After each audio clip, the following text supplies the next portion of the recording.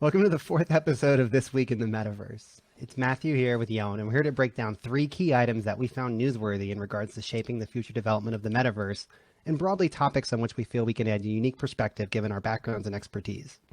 The three topics we're going to cover this week are, first, from VentureBeat, Sky Mavis unveils the first UGC games for Axie Infinity. Second, Animoca Brands announced their fourth quarter 21 and the first 4 months of 2022 results, so we'll dive into that.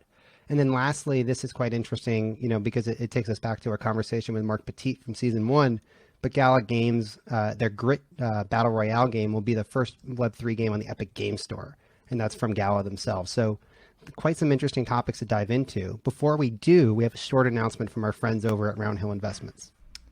This podcast is brought to you by Roundhill Investments, the advisor to the Roundhill Ball Metaverse ETF. The Roundhill Ball Metaverse ETF, which trades on the New York Stock Exchange under the ticker symbol METV, is the largest dedicated metaverse fund in the United States. The ETF tracks an index developed by Ball Metaverse Research Partners, a metaverse-focused indexing and research company headed by industry expert Matthew Ball. For a prospectus and more information, please visit roundhillinvestments.com/ETF/METV. Read carefully. Investing involves risk, including possible loss of principal. Investors should consider the investment objectives, risks, charges, and expenses carefully before investing. Distributor Foreside Fund Services, LLC. Friends over at Roundhill Investments. Okay, so diving right into it, Yon, and kicking off the good stuff. We'll go first to Sky Mavis and Axie Infinity. So Sky Mavis has unveiled the first games accepted through its UGC Builders program, according to VentureBeat. And as the article says, the Builders program serves as a laboratory for community-created games and experiences. As the list of Axie-related games expands, Axie NFTs will turn into tickets that can be used as universal sign-in to an expanding world of experiences. I think it's important to note that this is entirely separate from the work they're doing with professional game developers to build games on the Ronin blockchain. Just when you're thinking about this, this isn't part of their professional game development aspirations. This is really focused on community building. VentureBeat noted that they got over 2,000 applications, which is quite a lot actually, for the Builders program, and they accepted 12. So Yon, I'll put it to you, and then we can kind of spitball. But what do you make of this? How does this fit into Sky Mavis's growth trajectory and their broader metaverse strategy?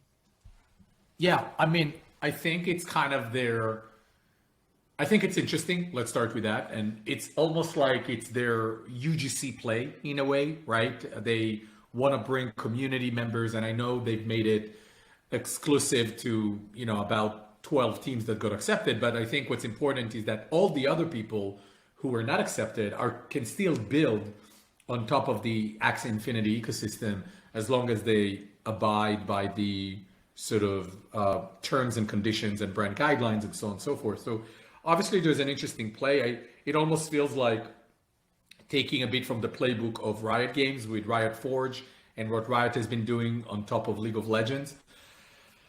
I think it's a must-have for Axie because at the moment it is clear that their core play-to-earn game of Axie has really resonated with a certain population of gamers, right? People who are mostly coming from emerging markets, who look at playing Axie as a way to earn income that is higher than what they would do with a quote unquote traditional job in their economies.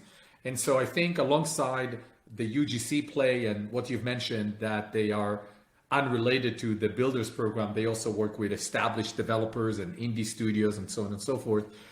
It seems like they're putting different bets on where the growth and the diversification of the ecosystem around Axie can come into life.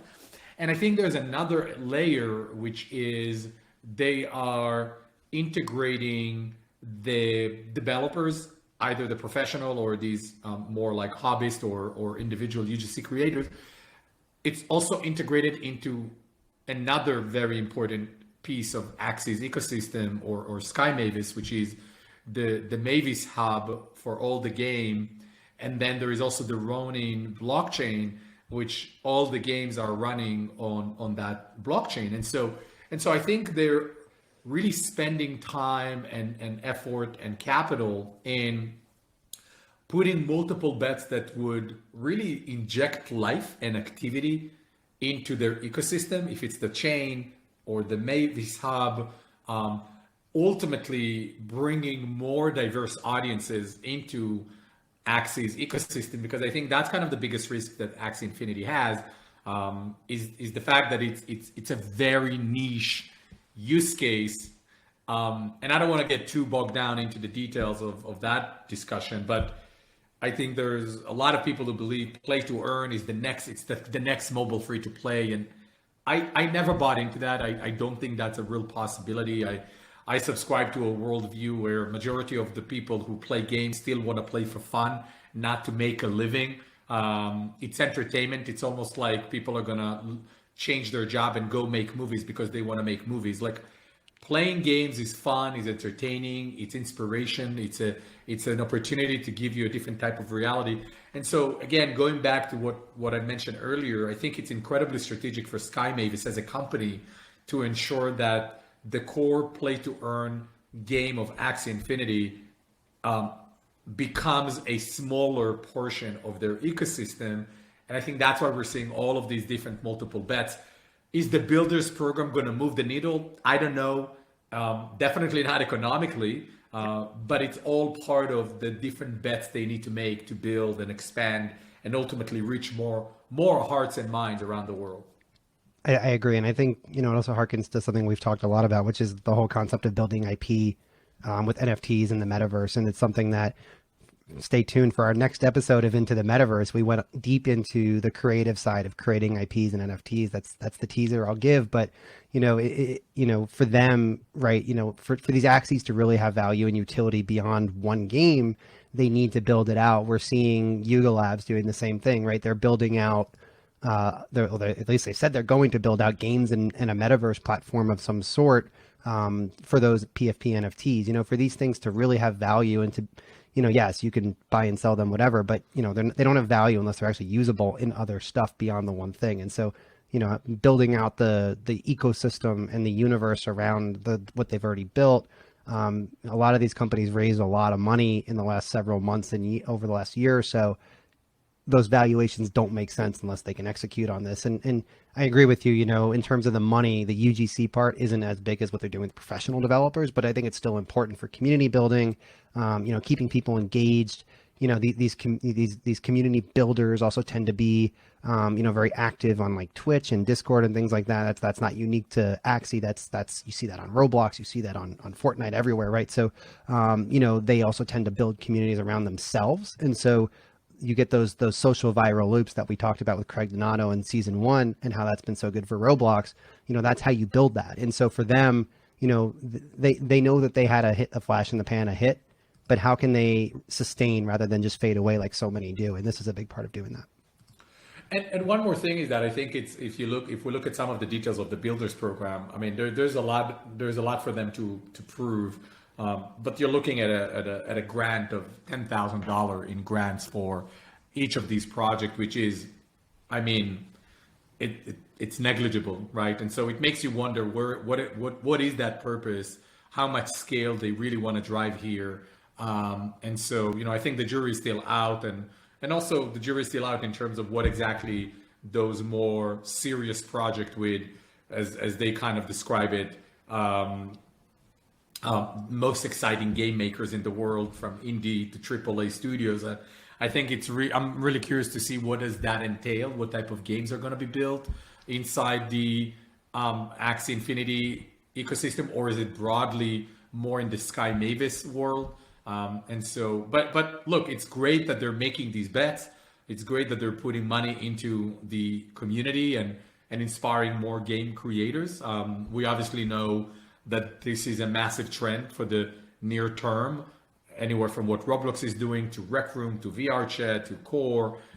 Epic is now investing in integrating the Unreal Engine into Fortnite creative mode, dubbed UEFN. And so there's a bunch of companies out there. And so Axie is well funded, and they are definitely in a position to experiment. And I think, maybe this is not the big thing that they're going to do, but it's nonetheless an initiative that I think it's worth keeping an eye on. I would also just add, to wrap it up, and then we can move on to the next topic, is, it's also kind of a race to building critical mass around specific blockchains. We in the gaming platform, virtual world, proto metaverse gaming platform space, right? We talked about Ronin for them. When we spoke with Sarah from Alien Worlds, she talked about Wax. I know several people developing on Wax, and if you actually look at the tokens, that one's held up a lot better than most in terms of just the token price because there's a lot of momentum there. We talked with Ryan Wyatt from Polygon about what they're doing and trying to onboard game developers. So, there's the Axie Infinity IP part of it, and as you said, as we talked about, and then there's the blockchain also, getting to scale as quickly as possible. HTML became a standard in the internet because it scaled fastest, right? And so it's like who can become the HTML and really standardize. Wax is kind of getting there, and they're interoperable with a lot of other blockchains, so that puts them in a good position. But can Ronin be there with them? That's a big question for the growth of Sky Mavis as a whole. So moving on to our next topic, this is kind of in my wheelhouse in the financial realm, but Animoca Brands announced some of their preliminary financial results. So that's the parent company of the Sandbox, for those who don't know them, but they have lots of different brands, whether it's NFT games, these decentralized platforms like the Sandbox, it's all under the Animoca umbrella. So they reported unaudited preliminary financial results for the fourth quarter of 2021 and then the first 4 months of 2022. They said that bookings and other income reached almost $150 million in the fourth quarter and then jumped to $573 million in the 4 months through April 2022. It's worth noting that bookings number that they report includes token sales and NFT sales, which even includes the revenue from secondary market sales. So it's very variable and inflated by the timing of certain mints. Remember, they participated in the other side mint with Yuga Labs earlier this year, so that inflates that number a lot. I think more importantly, if you just dig into some of their balance sheet items, they reported portfolio investments of $1.5 billion. They had about $100 million of cash, and they had about $200 million of digital investments. And then they also claim to have $4.2 billion of reserves of their own tokens, but that's kind of, wishy-washy. That's kind of like the U.S. Treasury saying that they have cash. They can print as much as they want. And then other notable items, I mentioned the mint of other side with Yuga Labs. They also launched the Ape coin in early 2022. So there's a lot of activity around there. Yoan, I'll pass it to you. What do you think about these numbers? What stands out to you? What stands out to me is the scale of their holding of NFTs and also tokens that they hold. I mean, it's pretty incredible value to hold at such a relatively early stage. I mean, I know they've been around, but it's still something that only became a phenomena over the last 2 to 3 years. Another thing that and as we know, this is a very nascent space. And what's interesting, and I had a conversation with a venture capital investor earlier this week about this, but no one really knows how these tokens are going to actually play out, right? What does it mean to be a token-based company? What does an IPO look like? Can you even do an IPO? Can you be acquired by a company? And so I think it's incredibly impressive to see what Animoca has established and their acceleration over the last 2 years. And I think the numbers are pretty impressive for a company at this stage. They're almost like kind of the gorilla in the space, which brings me to the other point, which is it's such a nascent space. And I'm just wondering, with so very few users at the moment in Game 3, I'm curious to see how the fact that they are an investor and a shareholder in really dozens of companies in the same space, which is crypto gaming or blockchain gaming or Web3. I'm just curious to see how this is going to play out, and only time will tell if the strategy makes sense. And then they have other things that they're doing beyond investment. They also partner with organization like they have with Yuga Labs to help Yuga Labs with their Ape coin and the DAO, and also help them with the other side, their own kind of metaverse play. And so there's just a lot going on, which on the one hand is incredibly impressive. I mean, I'm just witnessing it as a company builder, and I'm like, this is incredible. And which is why one of the reasons, Matthew, you and I really want to bring Yat, the executive chairman of Animoca, to be a guest on our podcast, and I'm sure we will. But on the other hand, there's so many things in that very niche, very nascent space of blockchain gaming and NFT gaming. And I'm curious to see how this is going to play out and what the financial results looks like in 2 to 3 years. So just a little bit of historical context for people who don't know, actually. Animoca used to be publicly traded in Australia, and they got delisted when they pivoted to crypto because they failed to meet reporting requirements and whatnot, because at the time, crypto business reporting requirements weren't necessarily standardized and lots of financial mumbo jumbo. Suffice to say, they're now a private company. They went private and delisted. I look at this company as an investment company at this point. They really are just like an umbrella investment company for lots of these different blockchain brands, including Metaverse platforms. They're also like an incubator of technology, it seems like. As you mentioned, they're working with Yuga Labs on the other side project and things like that. So clearly they have their toes in a lot of baskets. The one thing that stood out to me, though, and maybe I'm just reading too much into it, $100 million of cash, just given how acquisitive they've been and how much they burn money, that's not a huge buffer like that. They've done 10 million plus deals very frequently, M&A, and you obviously always want to have a cash buffer on top of that. And when they say cash, we don't actually know what's in cash. Like that could be stable coins, which that we don't know how stable they are right now. I mean, I think some of them are more than others, but that's a whole nother debate. But regardless, it opens up the possibility they're going to raise more money soon, because that's not a huge buffer. And so, I mean, maybe they're out there raising money right now. I don't know. But, I think it's looking, just based on the balance sheet, it looks like the time for them to be raising more money, given how much they're investing in their own platforms, how they're investing in acquisitions, how they're investing in technology. It seems like that they have some runway, but not a ton there. Yeah, and we live in a landscape at the moment where an incredible firm like Tiger Global is down 52% in value, and have pursued a very aggressive strategy of private investments over the last 2 years. And I think we're seeing that also with Animoca. And I wonder at what point this, and I'm not suggesting that that's formally their strategy, but this kind of spray and pray, this across the board investment in so many projects in such a nascent yet emerging space.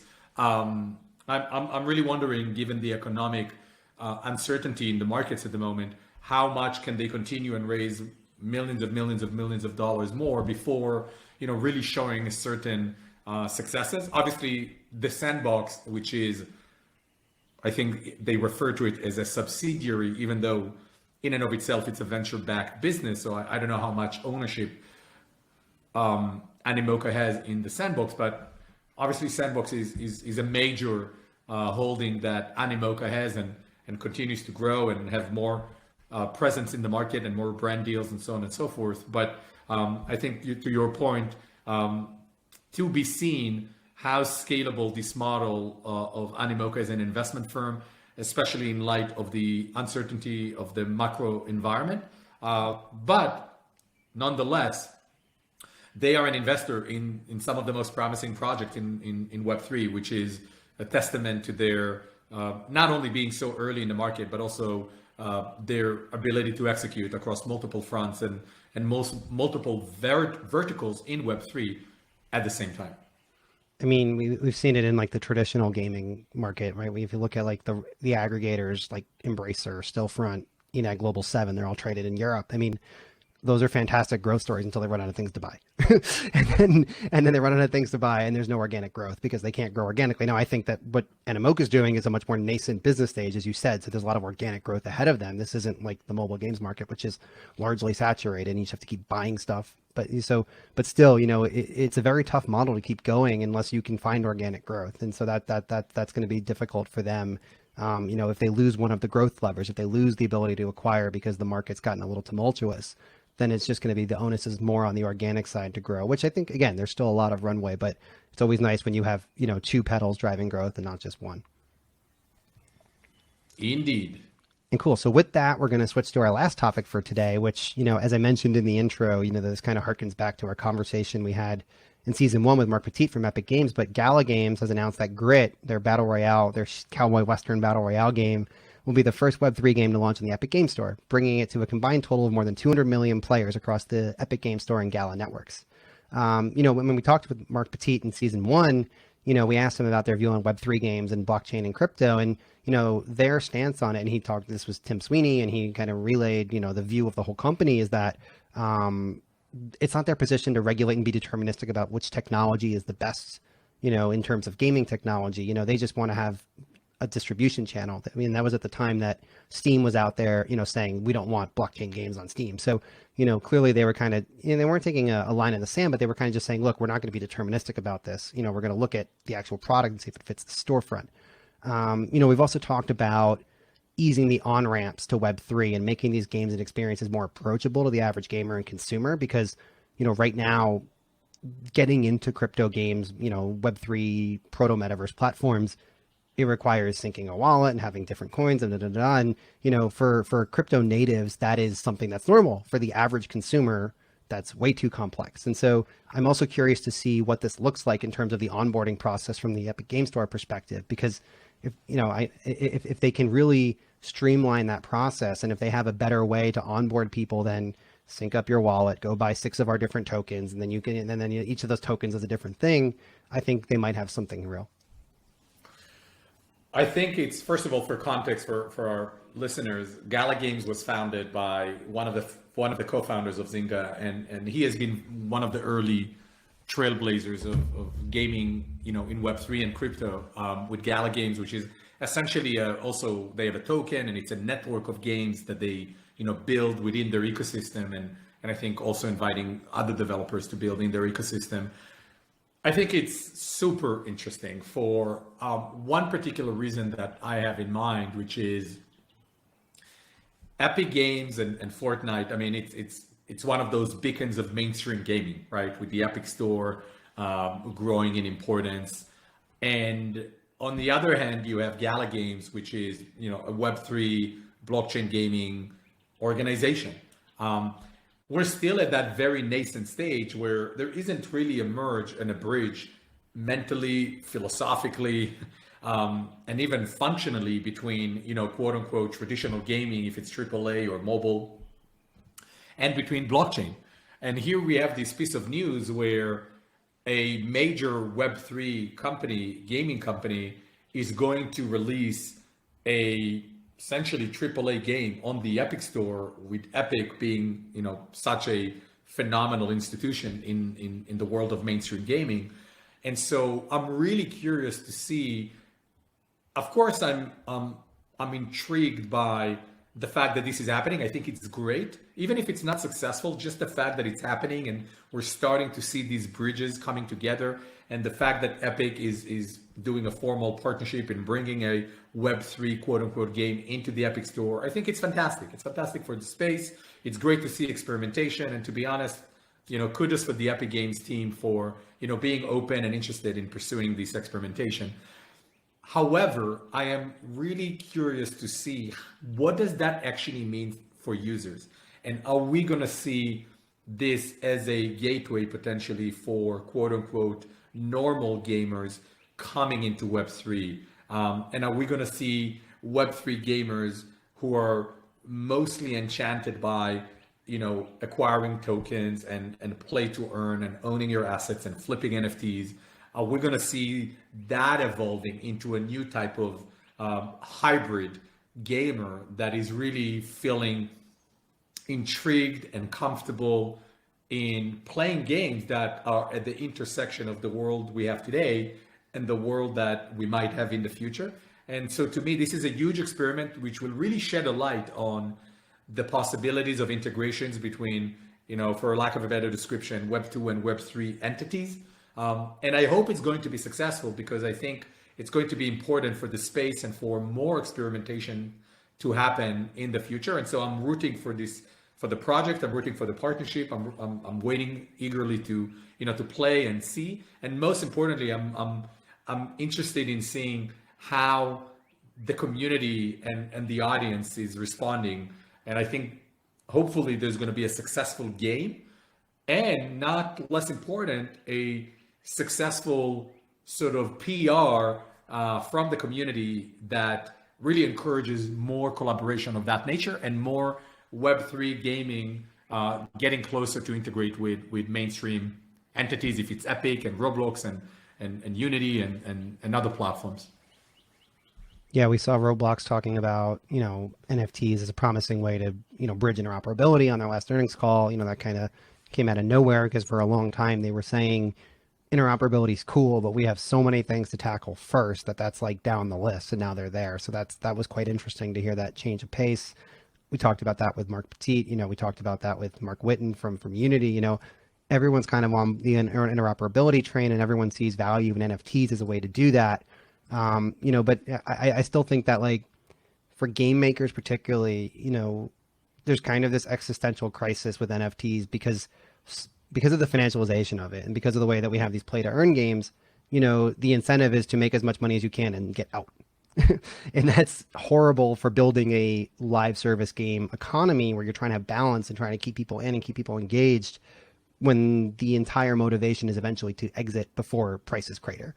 And so, we've talked about this at length a lot. We need to kind of walk ourselves back away from the financialization of it, and think about just ownership, and think about having unique assets and what that does inside of a game, maybe being able to port those across games. And I think there's value in that to the average gamer. But I think if it's this purely financial motivation, that's not going to attract the average gamer, and we're never going to get we're not going to go from the hundreds of thousands of daily active users to the hundreds of millions that we have in mobile games, if that's the primary driver. Well said. Well said. Fully agree.